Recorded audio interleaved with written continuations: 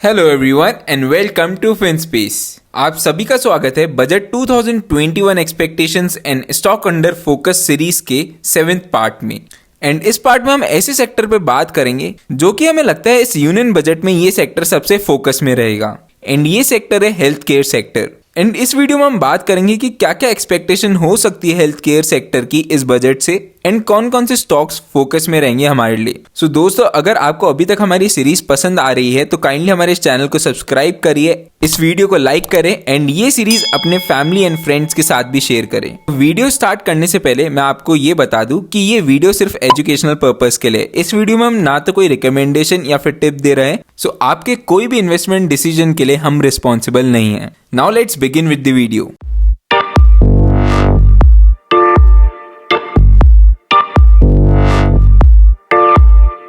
इस वीडियो के स्टार्टिंग में मैं आपको बताना चाहूंगा कि हेल्थ केयर सेक्टर की कितनी इंपॉर्टेंस है एंड ये चीज इंडिया ने अभी रिसेंटली एक्सपीरियंस भी करी है। तो दोस्तों, क्या आपको याद है 2020 मार्च के अंदर अब इंडिया में लॉकडाउन लगा था कोरोना वायरस की वजह से, और फिर कुछ टाइम बाद कोरोना वायरस के केसेस धीरे धीरे इंडिया में बढ़ने लगे। एंड जैसे ही केसेस बढ़ने लगे तो हॉस्पिटल्स एंड क्वारंटीन सेंटर के शॉर्टेज होने के कारण गवर्नमेंट ने होटल्स, रेलवेज, हॉस्टल्स, स्कूल जैसी जगहों को क्वारंटीन सेंटर में कन्वर्ट करना पड़ा। एंड फिर ये भी पता लगा कि इंडिया के अंदर वेंटिलेटर्स भी काफी कम है इंडिया की पॉपुलेशन के हिसाब से। एंड ये सारी बातों का एक्सपीरियंस लेके लोगों को ये तो फील हुआ ही था कि इंडिया का हेल्थ केयर इंफ्रास्ट्रक्चर कितना पुअर है एंड किसी भी कंट्री के अंदर एक अच्छा हेल्थ केयर सिस्टम होना कितना इंपॉर्टेंट है। सो आई थिंक इसी बात को कंसिडर करते हुए इस यूनियन बजट के अंदर गवर्नमेंट का main focus health care sector पे होना चाहिए।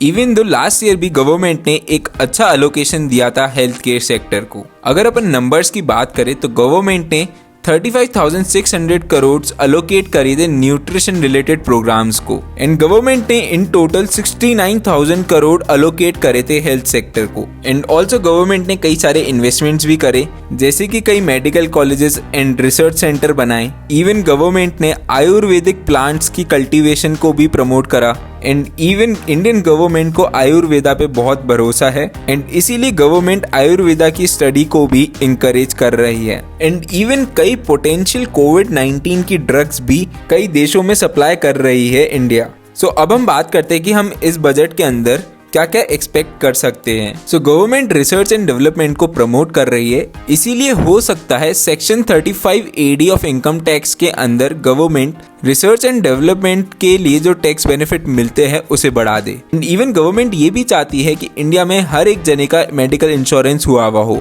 एंड इसीलिए गवर्नमेंट टैक्स रिडक्शन इंक्रीज कर सकती है under section 80D of income tax, जिसमें सिटीजन्स को मेडिकल पॉलिसी के प्रीमियम पे टैक्स रिडक्शन मिलता है। तो गवर्नमेंट हो सकता है इस टैक्स रिडक्शन के बेनिफिट्स को और बढ़ा दे। देन जो लोग मेडिकल कॉलेजेस एंड हॉस्पिटल बना रहे हैं उनको सपोर्ट करे सब्सिडाइज लोन प्रोवाइड करके, या फिर हॉस्पिटल बनाने के लिए सब्सिडाइज रेट्स पे land they they. And even government companies को कॉर्पोरेट सोशल रिस्पॉन्सिबिलिटीज के लिए इनकरेज करेगी।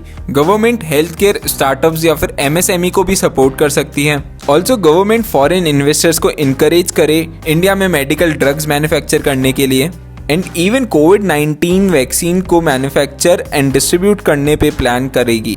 अब हम आपको बताएंगे कि इस सेक्टर से रिलेटेड कौन कौन से स्टॉक्स हमारे फोकस में रहेंगे। तो सबसे पहला स्टॉक है ICICI Lombard general insurance limited. जैसा कि मैंने आपको इस वीडियो में बताया है कि गवर्नमेंट हेल्थ इंश्योरेंस प्रीमियम पे कुछ अच्छे टैक्स बेनिफिट्स दे सकती है, और अगर ऐसा होता है तो हेल्थ इंश्योरेंस सेक्टर को एक बूस्ट मिलेगा और इस बूस्ट के चलते इस कंपनी को बहुत फायदा होने वाला है। क्योंकि अगर हम फाइनेंशियल 19-20 की बात करें, इस कंपनी की सबसे ज्यादा अर्निंग हुई थी जनरल इंश्योरेंस प्रीमियम में पूरे प्राइवेट सेक्टर के अंदर। एंड ऑल्सो जैसा कि हम देख सकते हैं इंडिया की पॉपुलेशन इतनी ज्यादा है एंड इसी वजह से हेल्थ इंश्योरेंस सेक्टर का मार्केट बहुत बड़ा है इंडिया में। देन अब नेक्स्ट शेयर की बात करें तो वो दिविस लेबोरेटरीज लिमिटेड। ये एक बहुत बड़ी फार्मास्यूटिकल कंपनी है एंड इवन इसके ऑपरेशंस भी ग्लोबली हैं। ऑल्दो ये कंपनी ने बहुत अच्छे रिटर्न्स दिए पिछले कुछ टाइम के अंदर, बट अभी भी इससे एक्सपेक्टेशंस है कि ये फ्यूचर में भी बहुत अच्छे रिटर्न्स देगी, क्योंकि कंपनी ने लास्ट क्वार्टर में 1800 करोड़ का कैपिटल एक्सपेंडिचर करा था एंड वो फ्यूचर में अभी 400 करोड़ का कैपिटल एक्सपेंडिचर प्लान कर रही है, जिसमें वो drug research and custom synthesis करेगी। एंड ऑल्सो दिविस लेबोरेटरीज अब इंडिया की सेकेंड लार्जेस्ट फार्मा प्लेयर बन चुकी है आफ्टर सन फार्मा, क्योंकि इसका मार्केट कैपिटलाइजेशन अब 1 लाख करोड़ से भी ज्यादा हो गया है। अब नेक्स्ट शेयर की बात करें तो नेक्स्ट शेयर है आरती ड्रग्स। आरती ड्रग्स एपीआई मैन्युफैक्चर करती है एक्टिव फार्मास्यूटिकल इंग्रेडिएंट्स। अगर सिंपल लैंग्वेज में बोले तो ये रॉ मटेरियल बनाती है मेडिसिन को प्रोड्यूस करने के लिए। एंड ऑल्सो जब से आत्मनिर्भर भारत अभियान चालू हुआ है, जिसमें गवर्नमेंट चाहती है ज्यादा से ज्यादा चीजें इंडिया में प्रोड्यूस हो और हमें कम से कम प्रोडक्ट्स चाइना से इंपोर्ट करने पड़े, एंड इसी के चलते इस कंपनी ने एक बहुत अच्छा रिटर्न दिया इस साल के अंदर। लेकिन कंपनी अभी भी बहुत अच्छी परफॉर्मेंस शो कर रही है। इसका रिसेंटली क्वार्टरली रिजल्ट आया है और इसमें भी इसने बहुत बेहतरीन रिजल्ट दिया है। एंड अगर अपन एपीआईज की बात करें तो ये एक बहुत अच्छी रेंज प्रोवाइड करती है एपीआईज के अंदर। इसके कई सारे प्रोडक्ट्स हैं जो क्रॉनिकल डिजीज के मेडिसिन को बनाने में काम आते हैं। इवन दो ये एक मिड कैप कंपनी है, लेकिन अगर गवर्नमेंट हेल्थ सेक्टर को बूस्ट करती है तो इस कंपनी को बहुत बेनिफिट होना चाहिए। ऑल्सो अगर आपको इस कंपनी के बारे में डिटेल में जानना है तो हमने इस पे एक फंडामेंटल रिसर्च भी कर रखी है।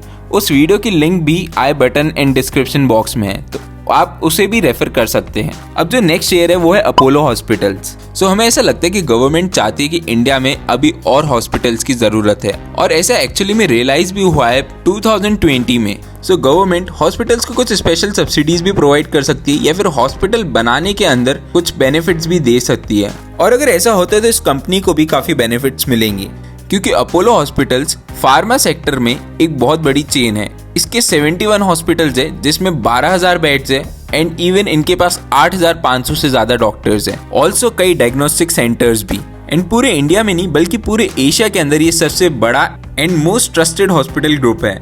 सो ये थे कुछ स्टॉक्स जो हमारे लिस्ट पे रहेंगे बजट वाले दिन। एंड अगर जैसा एक्सपेक्ट किया जा रहा है, अगर वैसा बजट आता है तो इन स्टॉक्स में एक अच्छा मूव आने के काफी ज्यादा चांसेस हैं। एंड मैं जानता हूँ कि हेल्थ केयर सेक्टर्स में काफी सारे अच्छे स्टॉक्स हैं, बट हम पर्सनली इन्हीं स्टॉक्स को वॉच करेंगे बजट वाले दिन। और हम ये जानना चाहेंगे कि आपको कौन कौन से स्टॉक्स लगते हैं हेल्थ केयर सेक्टर में जो बजट के बाद अच्छा परफॉर्म कर सकते हैं। सो काइंडली आप अपना ओपिनियन शेयर करिएगा in the comment section of the video.